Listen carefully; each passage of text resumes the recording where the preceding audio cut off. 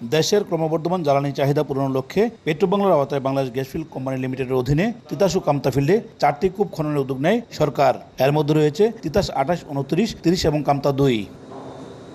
এরই অংশ হিসেবে সোমবার সকালে তিতাসের 3 নম্বর লোকেশনের সি ব্লকে 28 নম্বর কূপ খনন কাজের উদ্বোধন করা হয়। সংশ্লিষ্টরা জানান, এর মাধ্যমে জাতীয় গ্রিডে যুক্ত হবে অন্তত 15 মিলিয়ন ঘনফুট গ্যাস। আমাদের যে প্রোগ্রাম রয়েছে ড্রিলিং এবং ওয়ার্ক ওভারের, তাতে আমি খুবই আশাবাদী। 28, 29, 30 এবং আমাদের হলো কামতা 2 এছাড়াও বিজিএফসিএল 2টি ডিপ ড্রিলিং নিয়েছে। আপনারা জানেন যে একটি হলো তিতাস 31 আর একটা হলো বাখরাবাদ 11। সুতরাং আমরা খুবই আশাবাদী। তিতাস 28, 29, 30 আমরা আশা করি এটা ডিসেম্বরের ভিতরে এই 3টা কূপ হয়ে যাবে।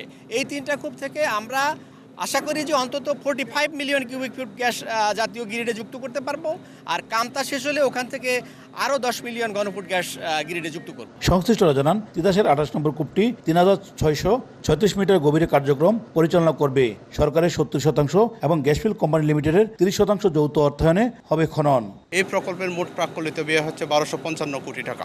আমরা আশা করতেছি মার্চের শেষ নাগাদ আমরা 28 নম্বর কূপ শেষ করতে পারবো এবং এপ্রিলের শুরুর দিকে আমরা ইনশাল্লাহ জাতীয় গ্রিডে দিতে পারবো। কূপটি খনন কাজের দায়িত্ব দেওয়া হয়েছে সিসিডিসি নামে একটি চায়না ঠিকাদারি প্রতিষ্ঠানকে। তিতাসের 28 নম্বর কূপ থেকে গ্যাস উত্তোলনের মধ্য দিয়ে দেশের চলমান যে গ্যাস সংকট অনেকটা আধারে আলো দীপশিখা হয়ে কাজ করবে বলে মনে করছেন সংশ্লিষ্টরা। উজ্জ্বল চক্রবর্তী, সময় সংবাদ, ব্রাহ্মণবাড়িয়া।